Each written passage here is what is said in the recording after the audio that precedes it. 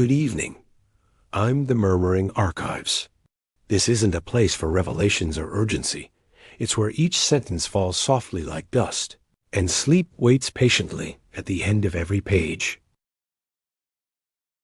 There was a time when the earth had no shadow to share. The nights were not nights, only absences. A falling of light, without rhythm, without return. Tides did not breathe. Seasons did not sing. The sky had no anchor. The earth turned, but no one watched. Above, the stars scattered like dust, cold, constant, unaware. And the earth, so young it still trembled, spun in silence. There was no moon. There was only a waiting, a pause in the music of gravity, a space in the chorus of creation where something was meant to be, but wasn't yet. It did not begin gently. Nothing that lasts forever ever does. A world struck a world, not a comet, not a stone, a planet. The earth was still molten, still shaping itself with fire. And then another body came. No warning, no words, just force. It was called Theia, though names came later. What it brought was not death, but division. The impact split sky and sea. It shattered the crust, scattered oceans before they had formed, turned rock to vapor. The earth bled into space, and from that wound a halo formed, a ring of glowing ash spinning in the silence. Not debris, not ruin, memory in orbit. For a long time that ring circled, hot, wild, unbound, but slowly it began to gather. Particles sought each other. Dust curled around dust.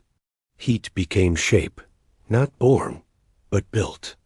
And in time, from the wreckage of two worlds, something new emerged. A sphere, a sibling, a shadow, the moon. It glowed once, not with borrowed light, but with its own fire. The moon was not always pale, not always still. In the beginning, it burned, a sphere of molten sorrow, caught in Earth's gravity but not its embrace. It did not fall.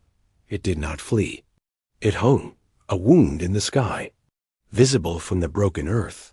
If there had been eyes to see it, its surface boiled. Its edges bled vapor. It spun too fast. It pulsed with heat. No one named it.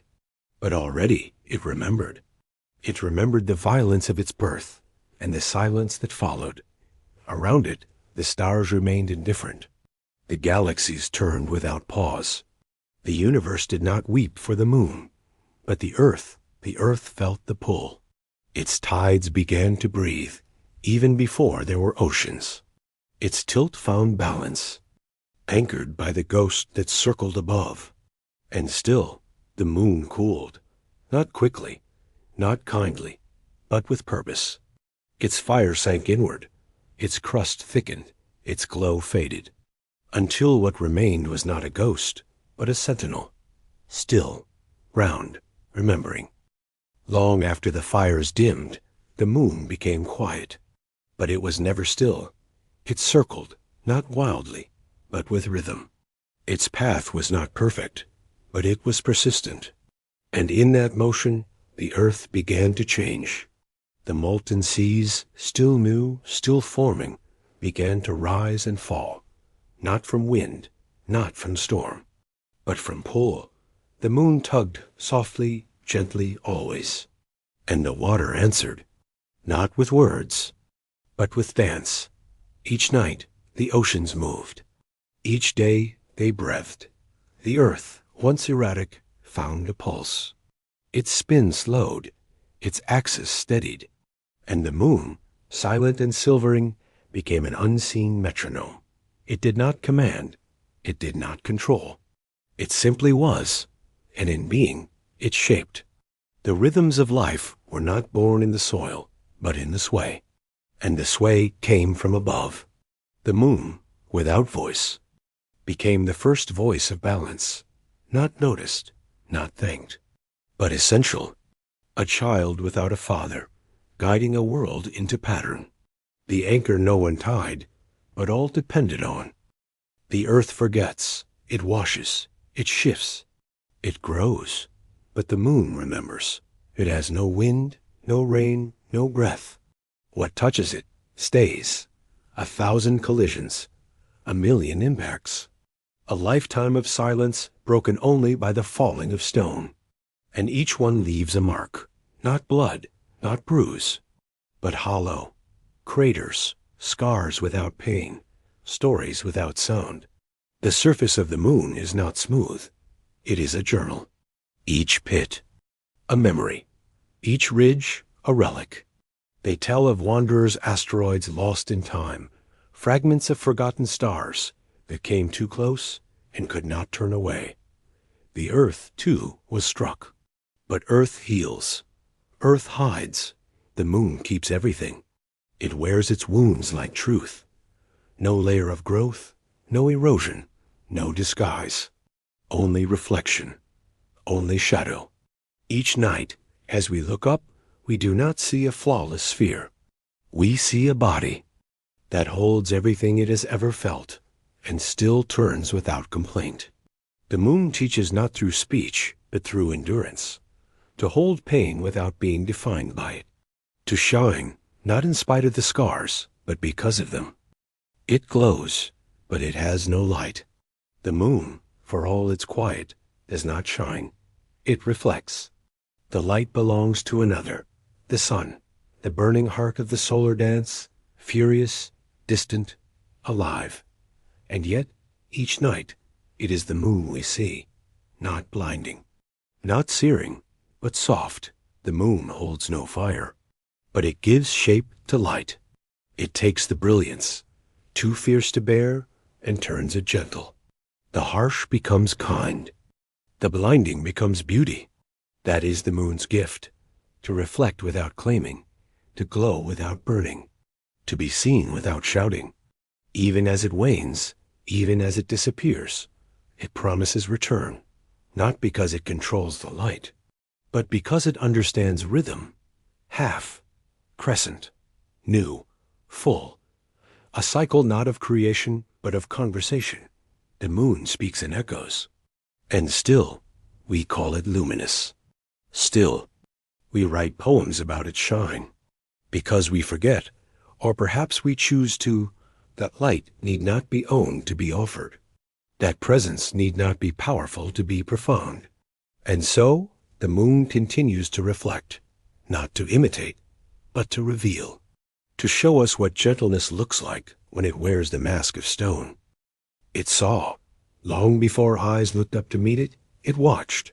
The earth turned, slowly learning how to live. And the moon, in its silent orbit, watched every breath. It saw the seas swell, then calm. It saw mountains rise, then break. It saw the first heat breathe from vents deep beneath the sea. It saw slime become form, form become crawl, crawl become flight. It did not interfere. It could not. But it never turned away. Each night, as Earth turned toward it, the moon offered a gaze without judgment. When forests spread, when fire was stolen from lightning, when the first sparks rose from flint, it was there, not blessing, not denying, just watching. And in that watching, it remembered, not in language, not in line, but in stillness. A record made not by ink or stone, but by being there every single time. The moon never slept. It saw the child take its first step, the mammoth fall, the river shift course, the hand reach for the sky. And later, much later, when thought had become tool, and tool had become weapon, it saw that too. The moon has no opinion, no preference, no grief, but it holds. It holds what we forget, what we choose to ignore, what we bury in time. It is the eye that never blinks, the presence that never leaves. And so, even when we feel alone beneath the stars, the truth is simple. We have always been seen. When language bloomed, so did stories. And the moon, always above, always watching, became more than rock. It became meaning. Some saw a goddess, pale and wise.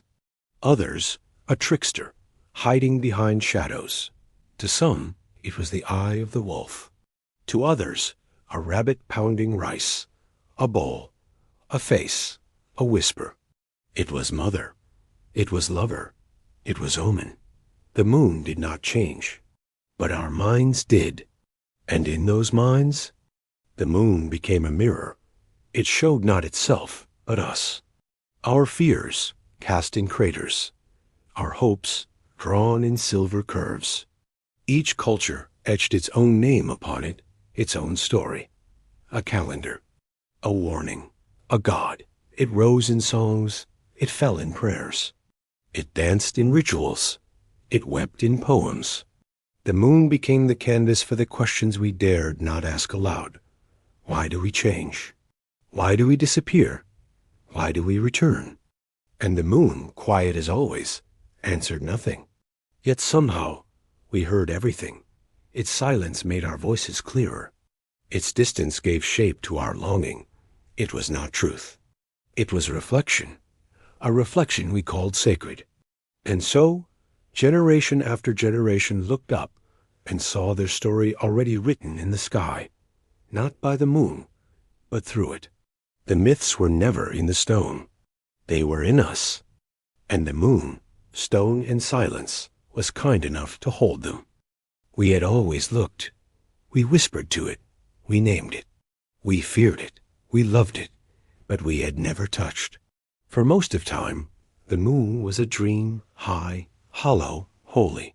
Then, one day, we built fire beneath steel and rose, not like birds, not like gods, but like questions with engines. The journey was not smooth. It was shaking. It was heat and silence. It was risk, but we went. And the moon waited. No sign of welcome. No resistance. Just that same face, scarred, silent, watching. When boots touched dust, it did not sigh. It did not sing. It simply held the weight. We planted flags. We gathered rocks. We took pictures. We said, "This is a giant leap." But the moon did not answer, because the moon had seen leaps before. The leap from water to land, from fur to fire, from wordless to wonder. What was new to us was old to it. Still, in that moment, we believed that we had made contact, that the distance was closed, but truth lingers. We did not touch the moon. We touched dust. We touched stone. The moon itself, its memory, its rhythm, its watching, remained untouchable. Not because it is far, but because it is more than a surface. It is a silence we cannot carry.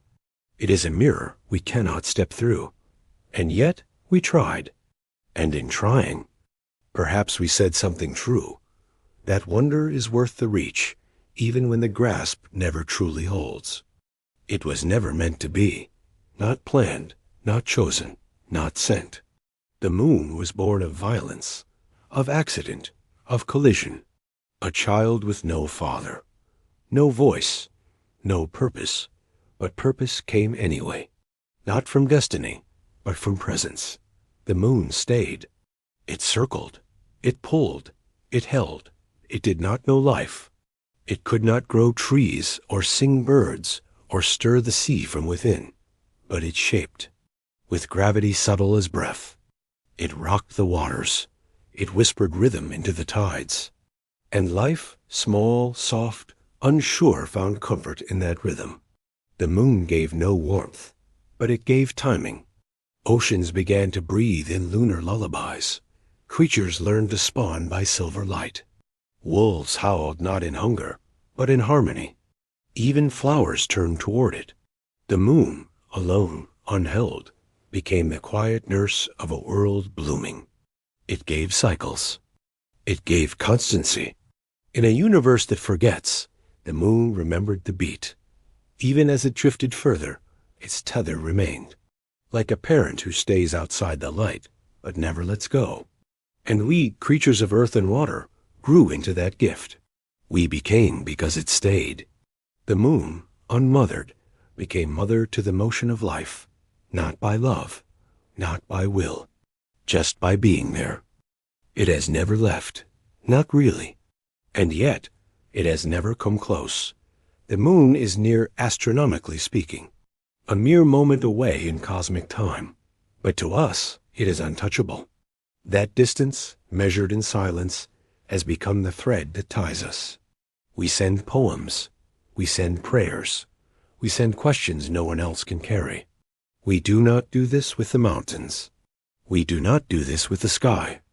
Only the moon receives our secrets, because it listens, because it does not speak back. It is the friend who holds space without answer, the lover who never interrupts, the ghost that never leaves the room. We have sent spacecraft, we have sent signals, but mostly we have sent feelings, songs, wishes, loneliness. We speak to the moon because it does not reply, and in that quiet we are heard. The moon is not our home. It is not our origin, but it is our mirror. When we are broken, we see ourselves in its craters. When we are full, we feel its pull. When we are lost, we follow its rise. And though it is always moving away, inch by inch, year by year, it never disappears. Distance does not end connection. It defines it. The space between is not a void. It is a bridge. And so we keep looking, keep sending, keep hoping. Not because the moon changes, but because we do. And the moon, constant in its orbit, lets us change while remaining the one thing that always comes back. We used to fear the dark, before fire, before shelter, before story. The night was a mouth, open and silent. But then the moon rose, not with heat, not with power, but with grace. It did not banish shadow. It did not promise safety, but it gave shape. The trees became outlines, the paths pale suggestions, the sky no longer blind. And so we gave the night a new name, hers, the moon's. She did not own it, but she softened it. She turned the dark from threat to mystery, from silence to invitation. Poets waited for her. Lovers whispered under her. Wolves sang to her. She became the rhythm of dreams, the keeper of secrets. The pull behind every sigh we didn't understand. Her light was never complete, but it was enough. Enough to walk by, enough to write by, enough to hope by. And we began to say things like moonlit and moon-kissed, as if her light was a blessing not given to all. But it was. She never chose. She never denied. She simply showed up, again and again, carving silver into black like memory into silence. And even now, when cities bloom with false stars, when screens light every room, she remains, waiting, not for praise, not for return, just for the moment when we remember that darkness was never empty. It belonged to someone, someone quiet, someone whole, someone who never asked to be seen, but always was. We have called it many things: Selene, Luna, Artemis, Tsukuyomi, Changji, Mahina, Ilargi. So many names, so many stories, so many voices reaching upward, hoping to be heard. But the moon never spoke back, because the moon has no name. Not truly. It did not name itself. It did not ask for meaning. It simply is. A body in orbit, a shadow in light, a mirror in stone. The names we give, they are gifts to ourselves, reflections of our longing to understand, to belong, to name the unknown. And yet the moon remains unchanged, a child of collision, a sibling without a lineage, a ghost of fire cooled into silence. The earth has names, the sun has myths, but the moon carries every name like a coat it never asked for. Each culture, each generation wraps her in language, hoping it fits. But still, in the dark, when the sky is clear and we look up without words, we know her, without title, Without claim, we feel her. Because some truths do not need names. Some presence is felt, not labeled. And the moon, nameless as wind, has been with us longer than memory. She is not what we call her. She is what we remember in silence. A presence too constant to define, too quiet to own.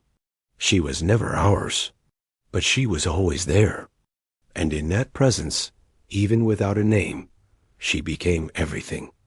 One day, the cities will dim, the towers will fall, the songs will fade, the questions will stop. No foot will press the dust. No eye will rise to the sky. The earth will grow quiet, but she will remain. The moon, unmoved, unchanged, still orbiting. She will not grieve. She does not know how. She has seen loss. She has seen extinction. She has seen silence return. We were never her first story. We will not be her last. When our oceans shift again, when fire reclaims the forests, when metal rusts and crumbles, she will still turn. A pale eye in the dark, watching a world once full of voices go still. She will remember without trying. The pull of tides, the heat of rockets, the echo of howling. Not as sounds, but as shape. Not as sadness, but as truth. Because memory is not sorrow. It is presence. And the moon, more than any other witness, understands presence. She does not forget, because she cannot. When the last poem is unread, when the last name is unspoken, when the last breath is taken, she will remain, still turning, still shining, still holding what was, not in mourning, not in glory, but in stillness. In that stillness, everything we were will echo, because we gave her our myths, our secrets, our longings. And she, with no mouth, no ears, no arms, held them all. She will outlast us, as she outlasted the fire, the stone, the silence before language. And when we are gone, she will still rise, not for us, but because that is what she does. That is who she is. She is always there, but never more gently than before sleep. When the lights are out, when the noise has dimmed, when the mind loosens its grip on the day, she appears, not in form, not in science, but in feeling. The last light before the dream is hers. It spills through windows. It rests on pillow edges. It hums behind closed eyelids. She does not demand attention. She does not call for worship. She simply exists, a silver hush on the edge of forgetting. In that moment, she becomes more than stone. She becomes lullaby. She becomes memory we don't remember making, a calm breath, a rhythm older than heartbeat, a silence that knows your name without ever having heard it. She does not tell stories. She allows them. She does not offer sleep. She softens the fall into it. And we, creatures of chaos, of thought, of fire and worry, let go, not because we are brave, but because she is kind.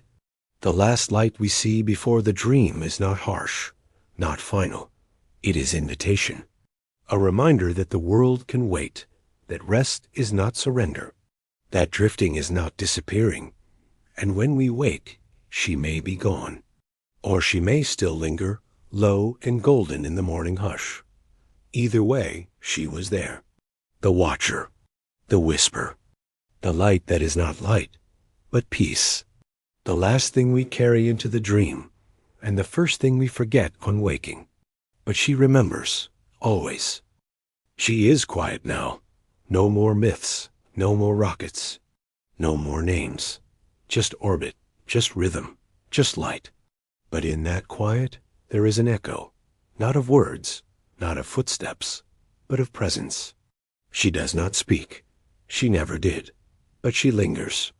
In tides that still rise and fall. In poems still written by candlelight. In eyes that wander skyward without knowing why. We forget, sometimes, that she is still moving. Still drifting away inch by inch, year by year. The child born of fire, raised in silence, draped in meaning, slipping slowly out of reach, but never out of memory. Because even if one day she becomes too far to see, too faint to feel, what she gave remains. The balance, the rhythm, the dream. We will carry it. In our music, in our language, in the way we close our eyes and listen for something soft just beyond sound. The moon was never ours, but we are hers. And so long as we remember to look up, she will still be there. Not in stone, not in orbit, but in echo, the kind that does not fade, the kind that waits for the quiet to return. She was never ours. We looked up and gave her names. We wrapped her in myth. We reached for her with trembling hands and burning metal. But she remained what she always was, a stillness in motion, a presence in absence. Not a god, not a ghost, just a shadow that glows. We wanted meaning. She gave rhythm. We wanted truth. She offered reflection. We wanted light. She gave silence that shimmered. And perhaps that is enough. To have a constant, not to explain the world, but to comfort it. A face above that never changes fast, that disappears, but always returns. The moon is not a destination. She is a companion. A quiet one, a loyal one. One that says nothing, but means everything. So if tonight you find yourself awake, with questions and longing and tired eyes, look up. She's still there. Always there, not to answer, but to be with you as you fall into sleep. This is not the end. There is no end. Only orbit, only rhythm, only light without heat, a lullaby without sound, a story without voice, a moon without a name that we call home. The other moon no one remembers. Before the moon became the silent guardian of human dreams, before tides found rhythm and oceans learned to breathe, before anyone had eyes to look up, the earth once had two lights in the sky, one large, one small, one bold, the other gentle, both moving in harmony, circling their home like two dancers in a cosmos yet unnamed. The first had no name, and the second, the forgotten twin, was never written into the sky's history. But the universe remembers in its own way, quietly, without words, like the lingering hum of a broken bell. Back then, Earth drifted through space like a leaf in a dark cosmic river. Around it, meteors spun and stars blinked and exploded in the distance. Chaos was normal. But amid the chaos, there was something rare. Balance. Two moons. One brighter, pulling shadows across the young ground. One dimmer, softer, casting a second, gentler shade. And in the space between the two, Earth learned silence, and softness, and light. Some would later call it the lesser moon, though it was not lesser in meaning. It was simply nearer, more intimate, like a whisper compared to a voice. It left no bold marks, no strong tides. But it lingered. Its presence gave weight to memory. Its closeness gave shape to time. In that ancient sky, when both moons moved together, everything had two shadows. And when a thing casts two shadows, it begins to carry memory. Even rocks remembered where they'd rested. Even water knew where it once flowed. Light became a thread, stitching time together. The two moons never spoke. But they didn't need to. They danced. The larger moved slowly, at a distance, like a royal guardian. The smaller wove between, playful and free. For millions of years, this duet continued. The earth still young, still dreaming, watched without knowing. No creature stirred yet. No names were needed. Just two lights in the sky. One you could see. One you could feel in your sleep.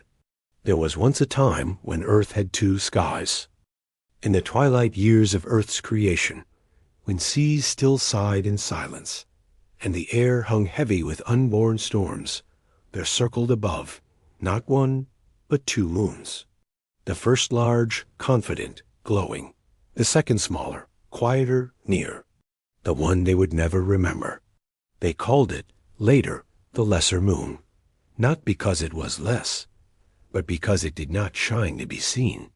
It was near, so close it felt the breath of earth, so near it danced in tighter loops, not to lead, but to listen. It whispered light, softly laying shadows across young plains, too gentle to disturb, too soft to notice. But in that softness, it saw everything. The rising steam of infant oceans, the first sparks of volcanic breath, the shifting crust still unsure of its shape. It watched without claim. It witnessed without mark. The greater moon cast a glow like memory, but the lesser moon, it held the moment. It watched each second pass as if it might never return. Together they moved, two moons, two lights, one rhythm. The greater stayed distant, majestic, silent. The lesser weaved close, a waltz beneath its sister's gaze. No one looked up. There were no eyes yet, no names, no myths, only the sky, and their orbit, and the music between them. But even harmony can fray. One orbit shifted, a tilt, a lean, a breath too near. The lesser moon drawn in closer. The gravity tightened, the loop narrowed, and the sky held its breath. The greater moon did not move. It could not, or would not. For in the dark, even love cannot save a falling star. It did not begin with a crash, not with an explosion, not with fire, but with a shift, so small the stars did not blink. The lesser moon, so used to circling close, so used to feeling Earth's warmth beneath its belly, leaned just slightly toward home. A whisper of change, a curve that bent a little too far, a loop that no longer closed like it once did. From afar, the greater moon watched. Her orbit was wide, slow, deliberate. She did not speak. She never had. But something in the balance had changed. The sky, once a stage for perfect symmetry, grew uneasy. The lesser moon, drawn by Earth's gravity and her own devotion, tightened her path. She spun closer. Each turn brought her nearer, each breath more fragile, each shadow sharper. The tides began to tremble, not fully formed, but stirred, as if the planet sensed what was to come, but could not find words to say it. There are moments when the universe holds its breath, when silence becomes heavy, when everything waits. This was one of them. The lesser moon had no malice, no anger, only movement. She had always moved. But now her movement meant descent. Each orbit a prayer. Each pass a fall. Each night a step closer to the inevitable. There were no gods to watch, no minds to remember, no myths to preserve, only gravity. The greater moon remained steady. She did not reach out, could not, or would not. The earth turned slowly beneath them both, oblivious. Sky turned to sky, loop to loop, and the lesser moon's path became a spiral. The kind of spiral that doesn't return. There was no scream, no sound, only motion. In the deep cradle of Earth's orbit, the lesser moon finally came too close. Not with fire, not with thunder, but with inevitability. The spiral that once danced had tightened into descent. Each loop grew thinner. Each night she whispered closer. The greater moon remained where she had always been, distant, balanced, watching. The sky, that once held two quiet flames, now braced for silence. And then it happened, a touch, a meeting, a shudder through the stars. But it was not violent. No explosion split the heavens. No crack echoed through the universe. It was slower than a breath, gentler than a sigh. The lesser moon did not crash.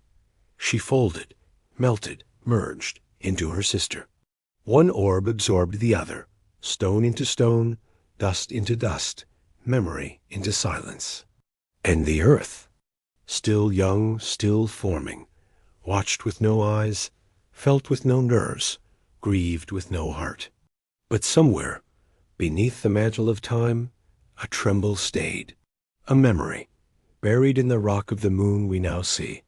Look at her scars, the jagged plains, the deep craters, the uneven pull of her gravity.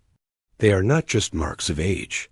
They are signs of inheritance, of loss, of unity. The greater moon survived, but she was no longer whole. She was no longer alone either.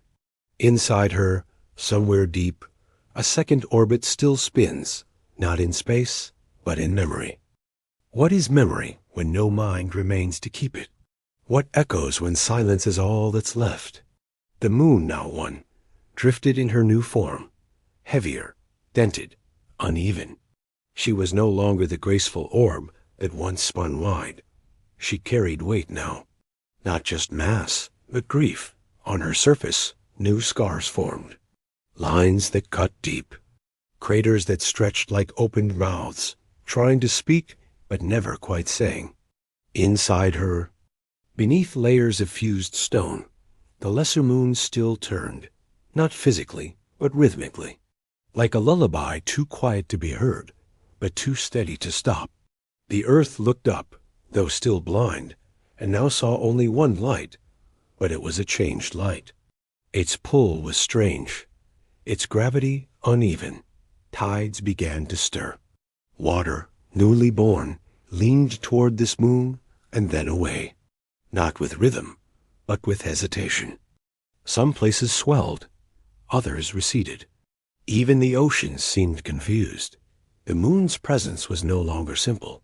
It tugged with two voices, two weights, two moons in one.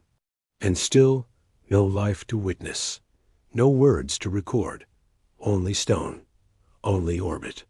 But stone remembers. In time, the moon cooled, its fire dimmed, its glow softened, but its surface kept the tale. Every crater a line in an ancient book, every fault a whisper of a fall. If you look close, the moon is not still. It wobbles just slightly. A gentle sway, as if someone deep inside still tries to turn the other way. An echo in stone. And then there was only one. She rose into her place above the newborn earth, her orbit settling, her light now constant, her voice quiet. The dance was over. The duet ended. Only a solo remained. She turned, but never fully. She spun, but only enough to keep one face always gazing down. The other side, the far side, never again to be seen from the earth below. They call it the dark side. But it isn't dark. It's hidden, private, a place where silence sleeps. Why does she never turn? Why does she show only half of what she is? Some say it is gravity, a tidal lock, mathematics, balance. But others, those who dream, believe it is memory. That the moon keeps one face toward us because it remembers what it once lost and cannot bear to turn away. She watches Earth not with eyes, but with gravity. She pulls on our oceans, our bones, our blood. She is constant, but never still. Inside, her core remains uneven. One side heavier, denser, as if something deep refuses to dissolve. A ghost, a twin, a weight not gone, only buried. The moon does not speak, but in her silence she holds everything. The memory of orbit, the echo of the lesser, the ache of becoming one. She is the one moon, but she is never alone. She does not blink, she does not turn, she watches. Every night, from the same angle, the moon stares down at the spinning blue sphere that once held her sister's reflection. It is not stillness, it is a kind of devotion. Her face, the one we know, is marked, scarred, familiar. We have mapped it, named it, photographed it, and yet we do not know it. Each crater, each shadowed ridge, is not just the wound of time or rock, but a trace of what once orbited beside her. She watches Earth not as a guardian, not as a queen, but as a mourner, a keeper of a memory too heavy to release. Nights pass, centuries, Civilizations rise and sleep beneath her glow. She never flinches. Through fire, ice, storm, extinction, her gaze does not shift. She keeps one face forever turned toward us. And what of the other? A side we never see? There, beyond our reach, is quiet. No soft light to reflect. No tides to pull. Only stone and silence. But sometimes, when the sky is cold and the winds are still, some say they feel her watching not from above, but from within. As if the moon remembers more than she reveals. As if her stare is not outward, but inward, forever watching, forever listening, for a voice that will never return.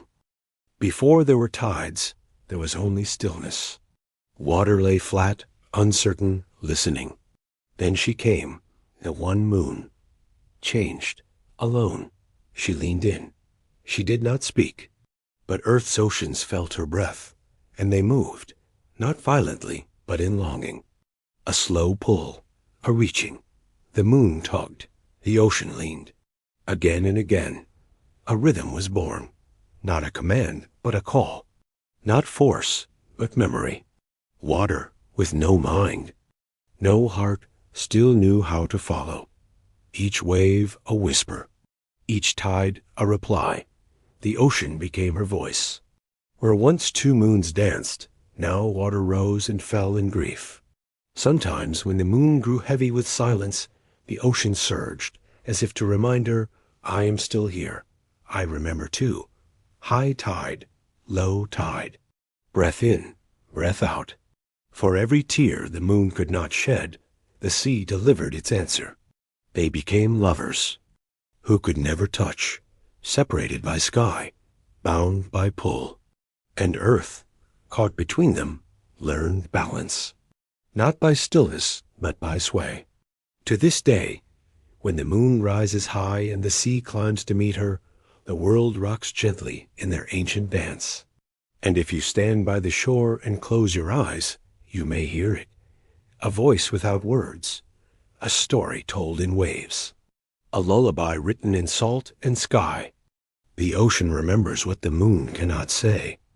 On the surface, the moon is still, silent, pale, open to the stars.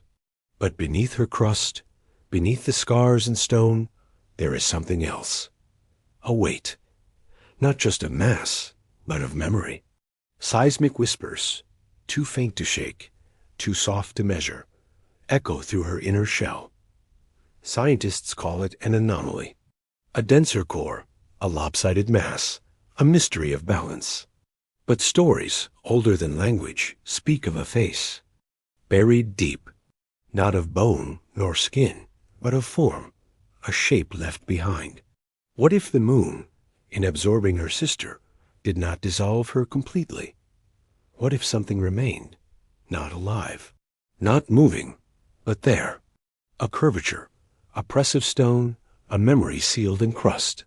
Sometimes, when instruments probe her surface, they detect strange echoes, reflections of waves that bounce wrong, as if passing through more than rock, as if passing through a silence that remembers itself. Some call it a fossil moon, others a shadow embedded in orbit. But maybe it is simply grief with shape. The earth feels it too. The moon's pull is not even, not balanced, as if one side still wants to return to where it once danced. She orbits, but not perfectly. She sways. She trembles. Her rotation is just slightly off. And that slightness, that subtle, persistent irregularity, is a language. It says, I am not whole. I am still becoming. I carry what I cannot bury. Beneath the crust, beneath the quiet, beneath the myth, there is a face that no one sees, but everyone feels.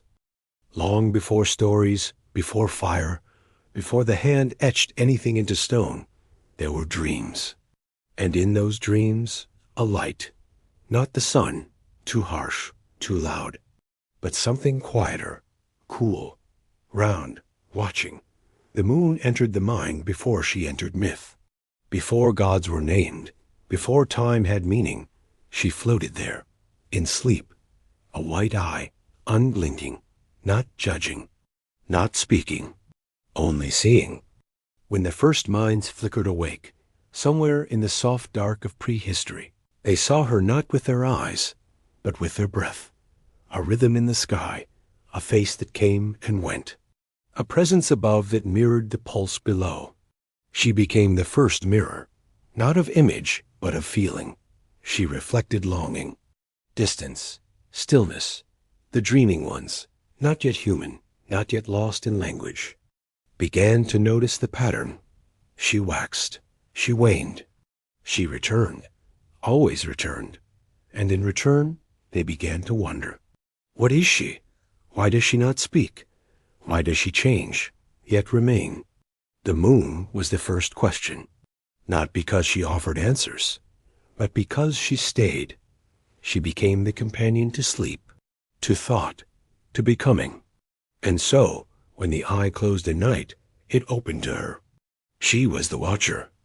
Above the fireless world, the first light in dreams, the first presence not of earth, but of sky. And in every mind since, from caves to cities, she remains, drifting, waiting, reflecting. The moon, not just stone, not just orbit, but the dreaming eye that taught us to look up and wonder. At first, there were only glances, eyes lifted, breath held, hearts quiet, but soon something changed. One night, a sound escaped, not a cry, not a song, a name. We do not know the first words spoken to name the moon. It is lost, like ash in wind. But we know it was given with awe, and that was enough. From that moment, she ceased to be just light. She became called. The name was not hers alone. It was a bridge between the seen and the felt, between silence and meaning. In different tongues, in scattered valleys, humans began to speak of her. Luna, Selene, Chandra, Tsukuyomi, Mani, I, Raka. Different syllables. Same gesture. Look, there, that. And always said with softness. No name for the moon was ever shouted. She invited whispers. She became myth, and more than myth. She became timing. She became sign. They carved her face into stone. They painted her cycle on cave walls. They counted her phases to measure the passing of life. Time began with her. Before calendars, there were moons. Before empires, there were nights measured in glow and shadow. She ruled not with power, but with presence. She did not command. She appeared, and in her appearing, she gave rhythm to the world. Crops rose and fell by her. Seas moved to greet her. Blood pulsed in harmony with her silent turning. And the people, seeing her wax and wane, saw their own lives mirrored. Growth, fullness, fading, return. They told stories, built temples, held rituals when she was high and full, or thin and vanishing. She never spoke, but they spoke for her. And in every name there was wonder, a reaching, a remembering, a need to make stillness speak. She did not move, but everything else did. Beneath her steady gaze, forests rose, then fell to flame. Rivers carved valleys, then dried to dust. Skies cleared, then filled with smoke. But still the moon remained. She watched the first sparks of fire dancing in cupped hands. She saw the first stories etched in ochre and ash, told not to be remembered, but to feel. She watched as tribes gathered, shivering under pelts, hands extended not for warmth, but to understand. They moved with her, across plains, over ice, into forests, out of silence. She was the one thing that did not change, and so they trusted her. When crops failed, they prayed to her glow.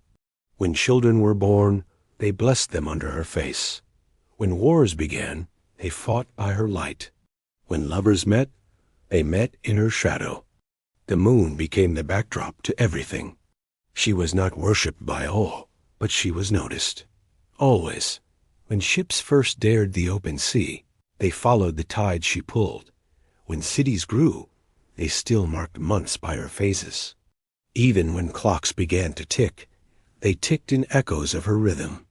And yet, she changed nothing. She did not guide. She did not interfere. She only watched. Through the birth of gods and the fall of kings. Through plagues and poetry. Through machines and missiles. She turned. She glowed. She waited. And though we built towers that reached higher, and lights that burned brighter, none could outshine her calm stare. Some say she is the last ancient thing we trust. Because even as we change, forget, replace, destroy, she remains. The moon does not belong to us, but she has watched everything we've ever become. She had watched for so long, watched as we crawled from the mud, stood, fell, stood again. Watched as we built fire, then weapons, shelters, then towers, wheels, then wings. And then, one day, we reached. The sky was no longer unreachable. We had built machines, not of myth, but of metal. Not guided by stars, but by math. And so we left Earth, not with prayers, but with purpose. The moon, so long a watcher, became a destination. She did not stir. She did not glow brighter. She waited. And then for the first time, she felt the touch of hands. Not the wind, not the impact of rock, but fingers, inside gloves, pressing softly into her dust. Dust that had not been disturbed for billions of years. Dust that remembered. The footprints pressed gently. They did not sink far. The surface was still, familiar, silent. But something changed. The moon, for the first time, was not alone. We left flags. We left footprints. We left tools and questions. We took photos. We took rocks. We took silence. And still, she said nothing. But in that moment, somewhere beneath her crust, a resonance stirred. Not speech, not music, but recognition. She had seen us become. Now she saw us return, not as gods, not as conquerors, but as children, touching the face of the first mirror. Some wept, some cheered, some only stared at the black and white flicker on their glowing screens. But the moon felt all of it. She turned not faster, not slower, but with new weight, as if she carried not just her own silence, but ours as well. We came with noise, engines roaring, hearts pounding, eyes wide, but we left in silence. Not because we forgot, but because we had touched something that could not be carried back. We returned with rocks, samples, data. But the moon, she kept something more. She kept the footprints, still there, undisturbed. Shadows and dust, pressed by boots, by wonder. She kept the flags. Faded now, colors bleached, but still standing, as if to say, someone came. She kept the metal. Equipment left behind. Instruments abandoned. A mirror, a rover, a memory. But she also kept what could not be weighed. A breath held too long. A tear not cried. A thought that couldn't be spoken as boots touched her face. We left behind our curiosity, our fear, our first moment of seeing ourselves from somewhere else. She felt that. The moon, who had watched us become, now held a piece of who we were. And though no wind blew, though no rain fell, time still passed. The shadows lengthened. The silence thickened. The things we left grew older, but they did not vanish. They stayed. She held them, not like a grave, more like a vault. A place outside of time where one species once paused and looked back. And maybe, just maybe, realized how far they had come. And how far they still had to go. The moon said nothing. But she kept it all. The boots, the dust, the echo of a voice that once said, "We came in peace for all mankind." That voice is gone, but the dust remembers. And so does she. There was a time when we looked up every night, not out of duty, not out of science, but because something in us needed to. The moon was a companion, a ritual, a mirror. Children asked about her. Lovers kissed beneath her. Old ones told stories by her glow. And then, somewhere between signals and screens, between clocks and codes, we stopped. We looked down, at pixels, at schedules, at ourselves. Not out of shame, but out of noise. The sky grew quieter, not because it changed, but because we stopped listening. And the moon, she noticed. She still turned, still glowed, still pulled at the oceans. But fewer eyes followed, fewer poems, fewer dreams. She became a symbol, not a presence, a background, not a voice. Some still came, with telescopes, with charts, with numbers. But the whispers were gone. The questions turned into calculations. She was no longer mystery. Just mass, just orbit, just stone. And yet, sometimes, when a blackout struck or a storm knocked power from towers, eyes lifted again. And there she was, waiting, never absent, never louder. Just there. The moon did not judge. She only watched. And when the children asked, "What is that light?" some still said, "That's the moon," as if naming her was enough to remember. But it wasn't, because what we forgot was not her name, but her meaning. The moon was never just a rock. She was the part of us that longed, that wondered, that waited. And maybe the last time we truly looked up was the last time we truly saw ourselves. Long ago, before memory had shape, before names, before watchers, there were two lights, two songs, two stones dancing in the same sky. One grew large, one stayed small, but both turned, not in rivalry, but in rhythm. Then came the moment, the drift, the pull, the collision, and after, only one remained. The other, the lesser, was not entirely lost. She became part of the survivor, fused, absorbed, buried, but not forgotten. The moon we see carries her, not in shape, not in shine, but in imbalance, in gravity, in silence. And though we never saw them together, something in us remembers, not as fact, but as ache. The stories of dual moons whisper through myths, twin goddesses, two-faced orbs, one light and one shadow. Where did these tales come from? Why do so many speak of what never was? Or perhaps what was, but is no longer? The moon, our moon, still turns unevenly, still tugs stronger on one side, still hides a face. And maybe that face, deep beneath her crust, is not hers alone. Maybe when we dream of balance, of symmetry, of another beside us, we are hearing echoes, the echo of the lesser, the twin, the one who circled and vanished.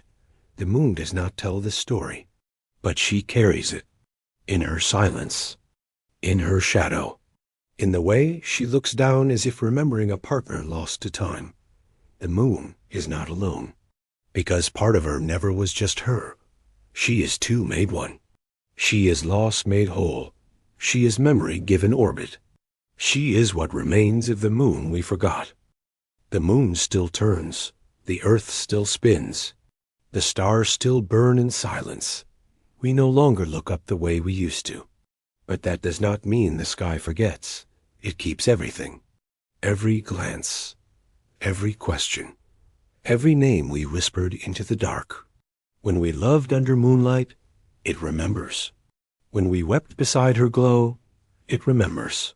When we first wondered, first reached, first dreamed, the sky caught it all.